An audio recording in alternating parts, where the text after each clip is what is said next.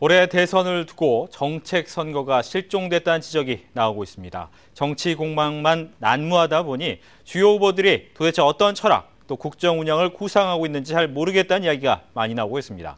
박근혜, 문재인, 안철수 이 세 주자가 국민들에게 던지는 메시지가 무엇인지, 또 국정 운영의 청사진은 어떤 것인지 대선 상황실에서 정리했습니다.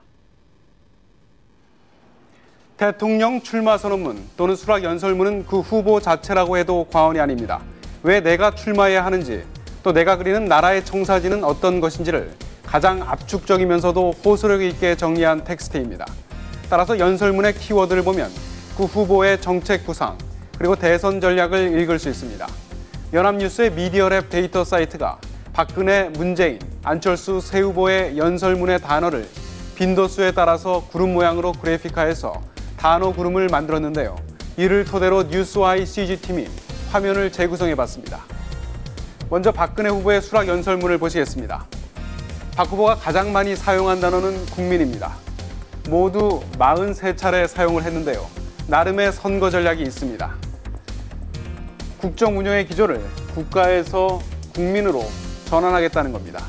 또 국가주의적 국정 운영에서 벗어나 국민 개개인의 삶을 강조하는 쪽으로 정책을 펴겠다는 메시지입니다.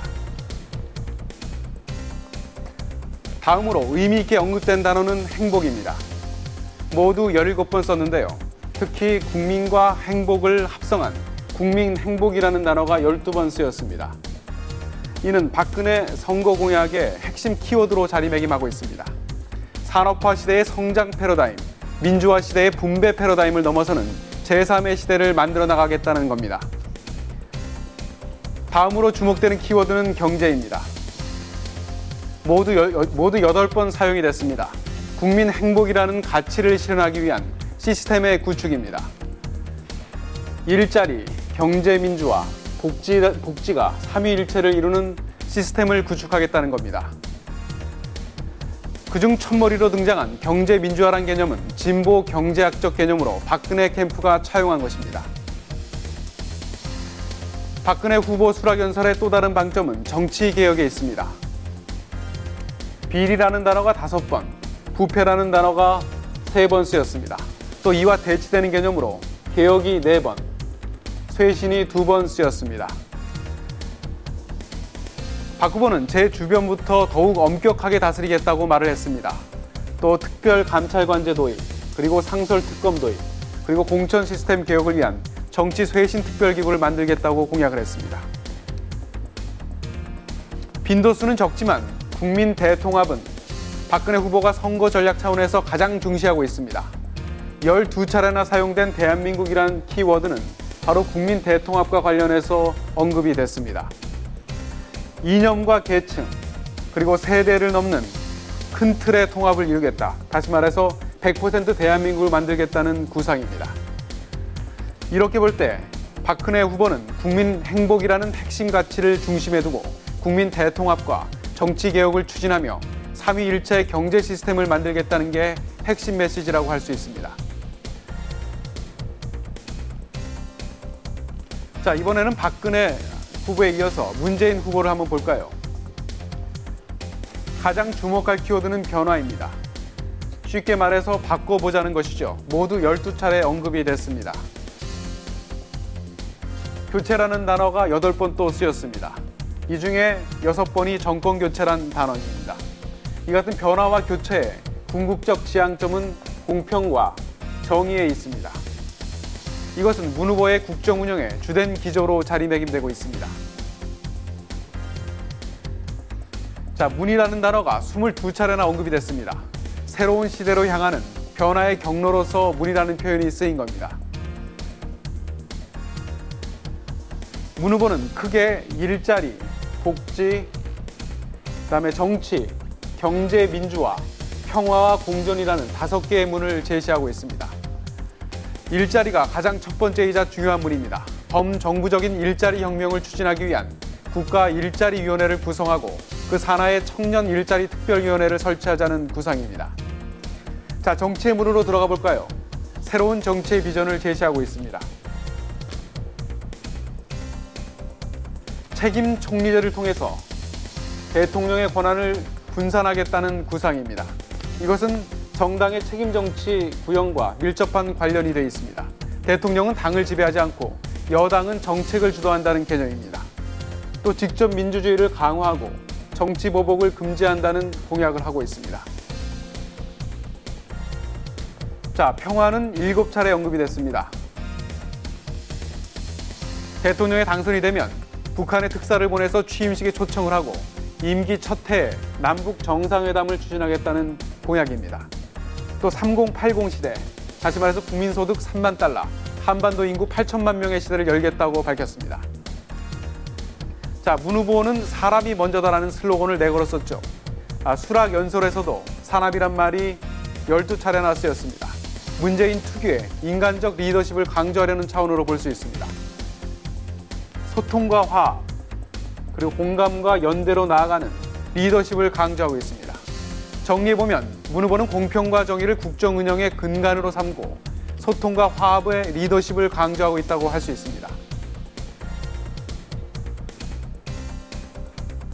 자, 이번에는 안철수 원장의 출마 선언문을 보실까요? 선언문의 핵심은 정치가 바뀌어야 국민의 삶이 바뀐다. 다시 말해 정치 개혁입니다.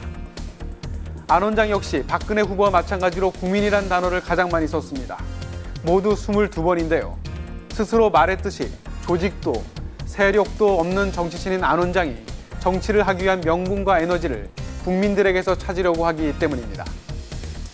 자, 국민이 선택하는 새로운 변화, 이런 캐치프레이즈를 채택한 것도 이런 맥락입니다. 또한 자신을 정치판에 불러낸 것은 정치를 바꿔보라는 국민들의 열망이 표현된 것이라고 강조하고 있습니다. 자, 정치도 국민만큼 많이 쓰였습니다. 22번 언급이 됐는데요. 바로 낡은 정치에서 탈피한 새로운 정치, 정치 개혁에 대한 강력한 의지를 보여주고 있습니다. 특히 연결 단어로 바뀌다, 변화, 쇄신, 개혁이라는 언급들이 나오는데요. 또 선거 과정은 5번이 언급되고 있습니다. 이것은 선거 과정을 통한 정치 개혁을 강조한 것입니다. 안 원장은 통합이라는 단어가 4차례, 분열이라는 단어가 5차례, 증오라는 단어가 3차례 쓰였습니다. 정치 개혁을 통해서 분열과 증오의 정치를 끝내고 진정한 통합으로 가자는 메시지를 강조하는 것입니다. 다음으로 미래라는 키워드가 나옵니다. 이것은 낡은 것 대 새 것의 구도를 강조하려는 것입니다. 기성 정치권은 과거, 자신은 미래라는 구도 잡기입니다. 자, 새로운이란 단어가 5차례, 낡은이란 단어가 3차례 쓰였습니다. 안 원장은 낡은 정치, 경제, 사회 시스템을 타파하고 기득권 보호 구조, 그리고 옛 방식의 의사결정 구조를 혁파하겠다고 강조했습니다. 자, 경제라는 단어 6번 언급이 됐는데요. 역시 새로운 시스템, 새로운 모델을 강조하고 있습니다. 안 원장은 가계부채, 부동산 문제가 심각하고 여기에 세계적 경기 불안까지 겹칠 경우 경제적 위기가 초래될 수 있다고 우려하고 있습니다. 이에 따라서 새로운 민생 경제 모델이 필요하다고 강조를 하고 있는데요. 주목할 점은 경제 민주화, 이 복지만으로는 부족하고 성장 동력이 결합된 새로운 모델이 나와야 한다는 게 안 원장의 생각입니다. 기본적으로 성장이 전제돼야 경제가 선순환 구조로 갈 수 있다는 기업가적 관점을 갖고 있다고 봐야 합니다. 대북관도 눈여겨 주목할 만합니다. 평화는 안보와 균형을 맞춰야 한다는 보수와 진보의 중간적 관점을 보여주고 있습니다. 주목할 점은 안 원장이 출마 선에는 거의 안 쓰는 생각한다는 단어를 11번이나 사용한 점입니다. 만난다, 귀를 기울인다, 받아들인다 또는 진심이라는 표현들을 많이 쓰고 있습니다. 남의 말을 충분히 들어주는 경청형이고 어떤 결정에 앞서 심사숙고하고 돌다리도 두드려 건너는 스타일이라고 할 수 있겠습니다. 전체적으로 정리해보면 박근혜 후보는 국민 행복을, 문 후보는 공평과 정의를, 안 원장은 새로운 정치를 핵심 키워드로 삼고 있습니다. 지금까지 대선 상황실이었습니다.